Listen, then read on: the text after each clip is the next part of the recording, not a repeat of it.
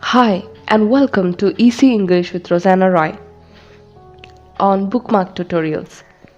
This video is on nouns, and in this video, we'll be looking at the different types of nouns along with examples, and also we'll be looking at nouns that have regular and irregular plural forms. Before we move on to the video, guys, let me remind you to subscribe to our channel and stay tuned.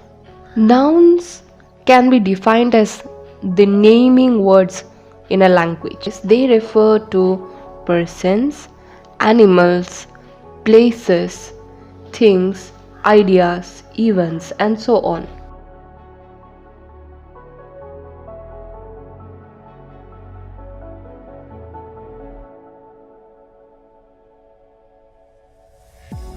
Look at the examples. You can see nouns being used in sentences.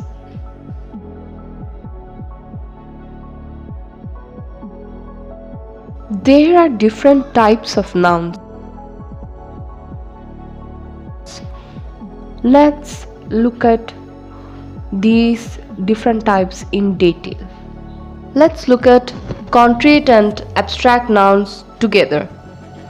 The most important difference between concrete and abstract nouns is that concrete nouns have a physical existence and abstract nouns don't.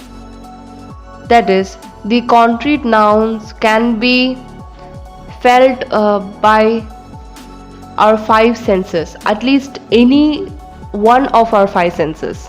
Abstract nouns are concepts and ideas or emotions, and they cannot be experienced using our senses. Some examples for concrete nouns are dog, ball, boy, sunglasses, and so on. These things, as you guys would know, have a physical existence. But in the case of abstract nouns such as honesty, courage, love, policy, and so on, these things are concepts. Here we can see some examples.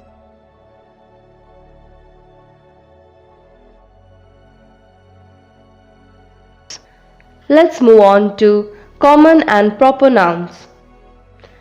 Common nouns are generic names given for people, places, animals, and so on. On the other hand, proper nouns are specific names given to specific people, specific places, or it can be a specific thing. We can identify common and proper nouns in a sentence.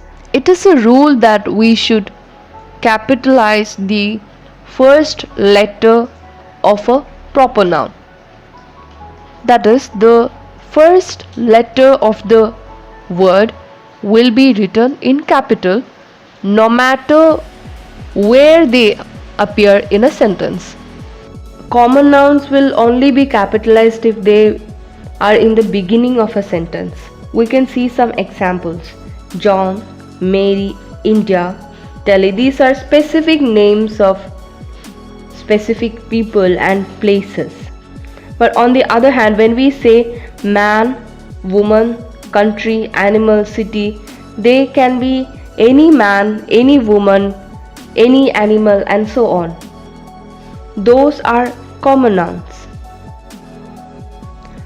Now let's look at some example.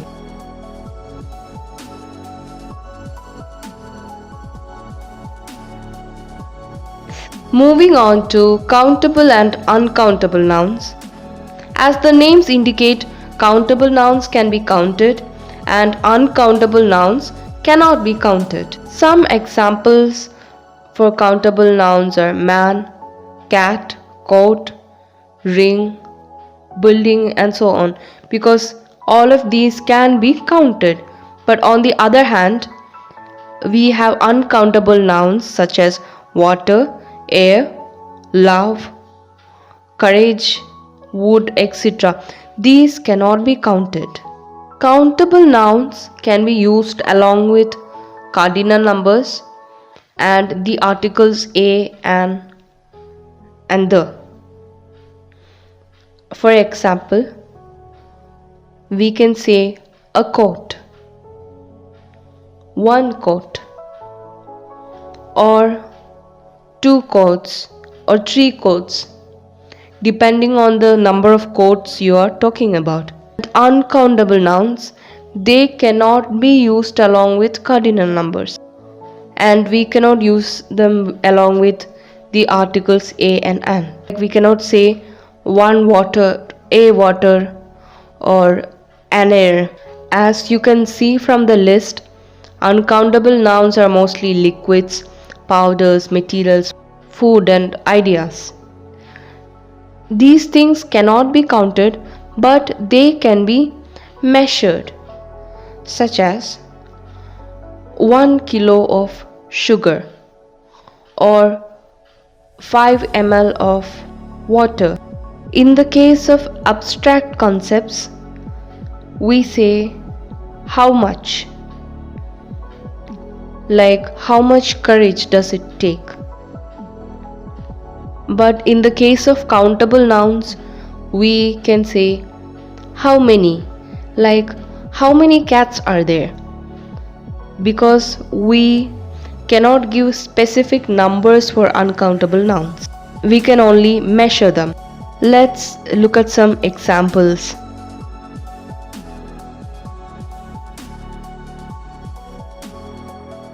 Collective nouns are names used for a collection or a number of people or things. They are treated as a singular word even though they are talking about multiple people or things, like team or class.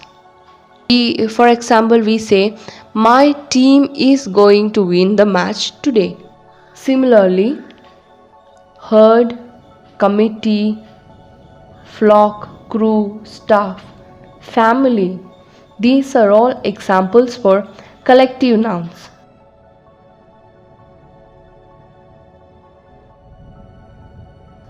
Compound nouns are made up of two or more existing words.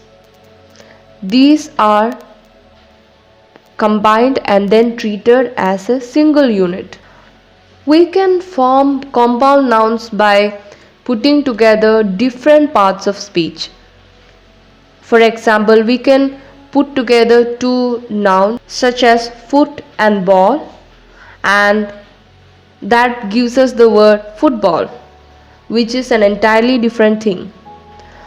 Also, the names of people can be treated as compound nouns. For example, my name, Rosanna Roy, that is two proper nouns put together. Similarly, we can form compound nouns using a noun and a verb, a noun and preposition, verb and noun, and so on. Look at the examples on the list. Most of them are words that we use very commonly.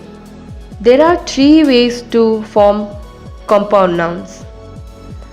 They can be open or spaced, such as tennis shoe. Here there is a space between the two words. Or they can be hyphenated, like six-pack. Or they can be closed or solid, like in bedroom. There is no space or hyphen between the two words. Check out some sentences. Possessive nouns are also a combination of words like compound nouns. They show possession.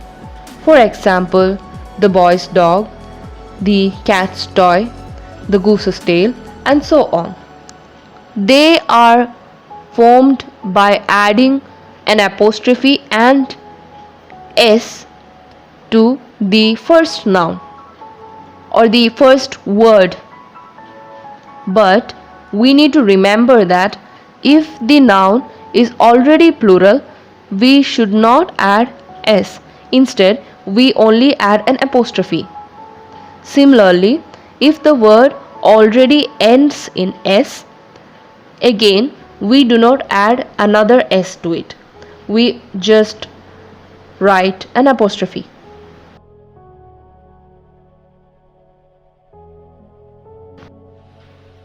Nouns can have regular and irregular plural forms. The rules are not always the same while pluralizing different kinds of nouns. They can be quite tricky, but let's see some examples and let's see how it's done. First, let's look at regular plural forms. Most of the words are pluralized by adding ns at the end of the word. As you can see in the examples, boy, boys, girl, girls. Sometimes we add ies at the end of the word. This happens when the word ends with a y, such as lady, ladies. Sometimes when words end in o, we add oes to the end, such as tomato, tomatoes. But we need to remember that this rule doesn't work everywhere. We also have words like piano. The plural of piano is pianos with s added to the end. Another case is when we add es to the ending. This happens with words ending in s, sh, x, ch or z. I have given some examples. Sometimes VES is added to words ending in F, such as leaf, leaves, knife, knives. But this rule too doesn't apply everywhere. We have words such as reef. The plural is reefs with a single S. From this we can understand that the rules are not always same for pluralizing nouns. Irregular plural forms are even more interesting. Let's check them out. Sometimes words have different singular and plural forms, such as woman and women. You can see the examples: tooth, teeth, mouse, mice. Some words use the same word as singular and plural, such as information. We cannot pluralize that. Many people make the mistake of adding s to words such as information and equipment or staff. These words do not need ns when used as plural. Some words such as scissors, headphones, pants, sunglasses, these are always used in plural form. We don't say headphone, we always say headphones. While pluralizing compound nouns, we pluralize the most significant word in the compound. Sometimes only one word is pluralized, sometimes both or all the words are pluralized. Newspaper, newspapers. Brother-in-law, brothers-in-law. Notice how only the word brother is pluralized. Hey guys, I hope you found this video helpful. If you did, do hit like and do subscribe to our channel Bookmark Tutorials. And if you have any queries or if you'd like to share something, do share them in the comment section. We would like to hear from you. I hope you have a great day. Bye.